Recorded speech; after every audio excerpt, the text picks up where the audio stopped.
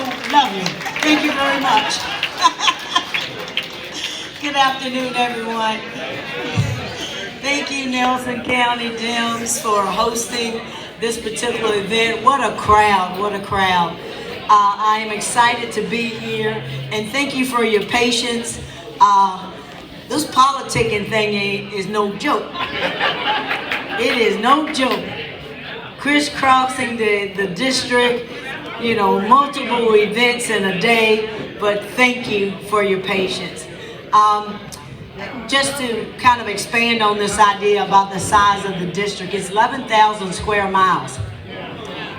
So it's huge. We're averaging about 3,000 to 5,000 miles a month. So I'm gonna need a basket for a new vehicle before it's all done. But anyway, we do the work because we care about people. And this is the perfect role if you care about people. So I am enjoying the process, but it's not for the weak of heart, that's for certain. You gotta want it. I wanna just spend a few minutes to share a little bit about my background. Many of you might know who I am, so I'm not gonna try to belabor you with a long, detailed deal, but I'll try to just hit the main points and impress upon everyone how important this election is. And it's not so much about the people in the room, it's the people out there. That's where the work is. All of you are gonna vote because you're in this room. The challenge is, how do I get the people out there to the ballot box? And that's where the work is. So a little bit about myself. Born and raised in Amherst County, Virginia, probably about 20 miles that way in the mountains called Puppet Creek. Grew up there, small farm, no running water. We pretty much took care of all of our needs on the little small farm. Meat processing, vegetables, canning, everything. When I think about it, Mom and Dad really only had to purchase flour and sugar, because everything else we were pretty self-sustainable. And like many of us, we were self-sustaining people. You know, of course, Dad worked, foundry worker in the union. Mom stayed home with us until she got a certain age. We got a certain age. And then she became a domestic worker. And from there, she moved to being a cook for the Amherst County Sheriff's Department. All of that kind of instilled in me this idea of faith, family, justice, as well as community building. So those are my core values. I spent 30 plus years in corporate America, working in a multicultural organization. So I've traveled extensively, been around a lot of different types of people. A couple of that with 4 decades of nonprofit experience, it makes me an unlikely candidate because I've never run for political office before, but I believe I'm ready for the moment. My nonprofit experience dealt with being the president of NAACP for the last 6-7 years, but I've been a member since I was probably 14, on and off. So for 3 decades, I've been involved in social justice work. 17 years plus on the board for the Boys and Girls Club of Lynchburg, and I perform every role on that board except for treasurer. I am currently a member or on the board for Central Health Systems, because I care about health equity. I also have been on the board for the Lynchburg Business Alliance because I care about business. Well, I've been on that board about 7 or 8 years. I did step down from the Boys and Girls Club and the Lynchburg Business Alliance in January due to conflicts of interest, and a couple more boards I won't bore you with. So I just want to demonstrate this is not an unlikely thing. I care about people, and I care about advocacy. Those roles have prepared me, I believe, to be the voice, your voice in Congress, because it allows me to be a great listener, as well as a collaborator, compromiser, to move organizations and groups forward for forward progress. I love being a part of having an impact in personal lives as well as organizational lives. And I've run a small business for the last 10 and a half years, and that's the type of work that I do as an executive coach, leadership development training, and team performance workshops when groups need to be refocused on their mission to achieve the goals of the organization. So I hope that gives you that credibility that makes you feel like I can handle the room in Congress. So what have I learned about myself, about the district as I've moved around? That there is a lot of apathy in the work out there related to voting. People tell me sometimes that my vote doesn't matter. Why bother? I've been voting for 20 years and nothing has changed. But this is not your typical voting year because our rights and freedoms are on the line. Democracy is on the line. And I don't think we've ever had a situation where we were faced with freedom being on the ballot as well as democracy. And so what I'd like to offer is, how do you handle the people out there that tell you, one, I'm a staunch conservative, I don't want that walk card, I'm a Trumpster all the way, or two, my vote doesn't matter. I'm gonna offer you two ways of handling that, because we gotta get people to the ballot box, because this is not normal. So for our extreme conservative relationships, people that we know, and I'm talking about people that eat at your table, your mom, your dad, your sister, your brother, your cousin, your nephew. These aren't strangers to us, but they are candid with us. So if you're dealing with an extreme MAGA right person, make America great again, whatever that means, I offer you this question. Use curiosity. Help me understand what attracts you to the platform. What have they done for you? Give me an example. And you'll be amazed what people tell you. I use it when I'm canvassing, and I've been shocked, but it also gives me insight on how I can respond with the issues that's on the ballot. So that's one technique. Help me understand what attracts you to Mr. Trump team or the MAGA right, whatever you want to label it, just make a connection. The other thing I'll offer you is this. I like to use, what do you care about? What do you care about? And tie it directly to the issues that's on the platform. The issues that matter to most Americans, I believe, because it's kitchen table stuff. So I use the question, what do you care about? And many times I say, have you heard about Project 2025? Let me see your hands. Yeah, we know about it. That's the playbook. And we all have a responsibility to stop that playbook from being implemented. And if we fumble this ball, this football season, we're gonna be in a world of hurt, seriously, if we know what's inside Project 2025. So I start with, what do you care about? Do you care about your Social Security? Well, according to Project 2025, it's a Ponzi scheme, and they want to make some changes. And I said, let's make some changes, but why don't we increase the pay-in rate from $168,000 or so to some higher level? Let the billionaires pay more. Because we grinding all year long just trying to meet our target. So let them pay more.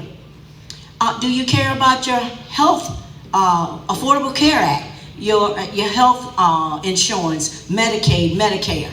Well, they have an idea that they want to, quote, redo it. And according to former Donald Trump, he says, well, do you have a plan? You watch the debate? No, I got some concepts. Well, you've had 9 years to figure out a plan. So they're going after your health insurance. And health insurance is also tied to this idea of lowering your drug cost. And the Biden administration have already negotiated those high usage pharmaceuticals to put caps on them, particularly for seniors. And what we want to do is drop it down to everyday people. That's kitchen table stuff. The other thing you have when it comes to affordable care crises is that the sheer idea that, you know, gun violence is the #1 health crisis for our children.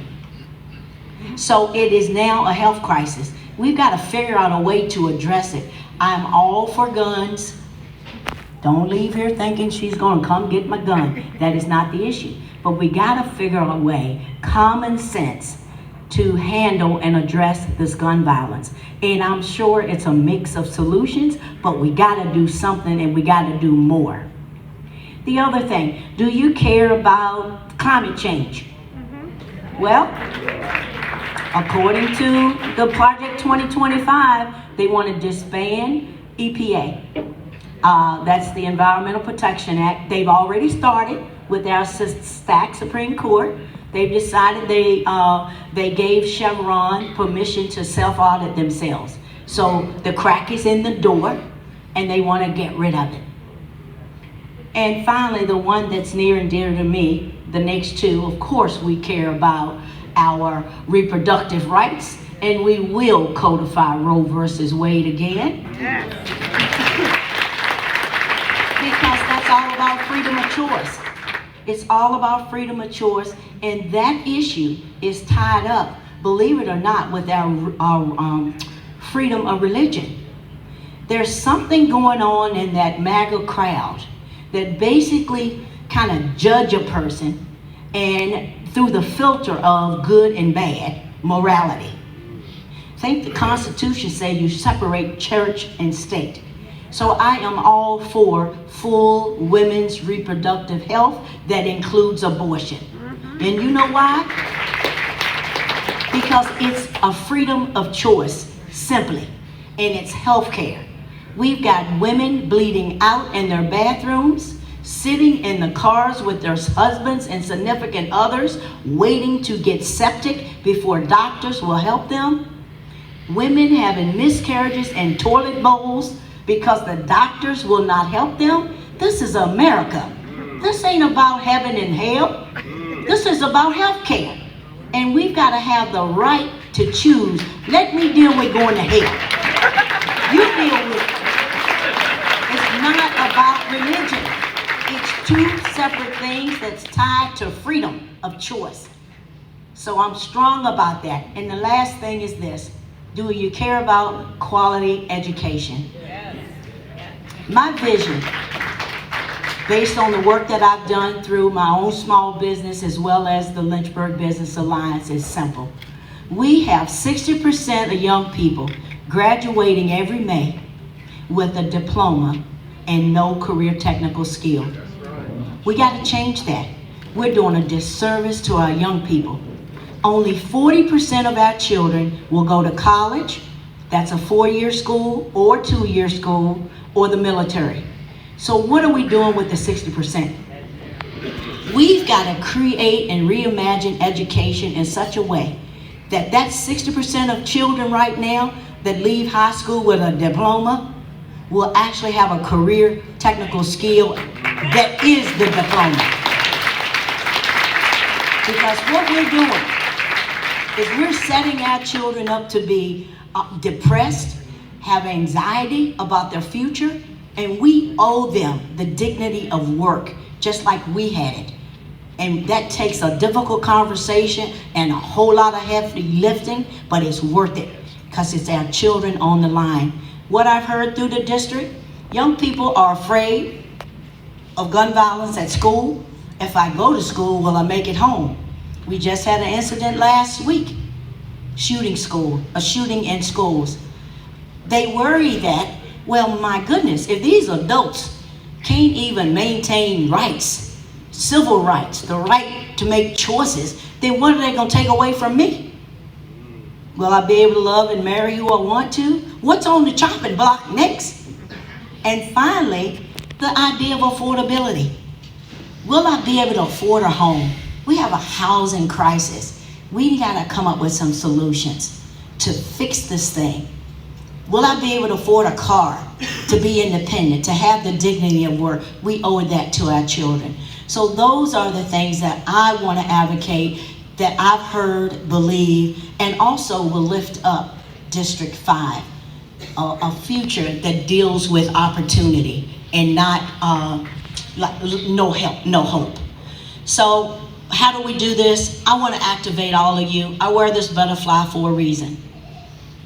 When you put a massive group of butterflies together, the butterfly concept simply says they can generate enough energy to spark change that will actually create a storm. It's storm time. So I need all of y'all creating a storm out there. We got to talk about it. The choice is pretty clear. We can decide to create a future for our children and our grandchildren, because if we fumble this ball, it's going to take us about 50 years to fix it. So we can't fumble.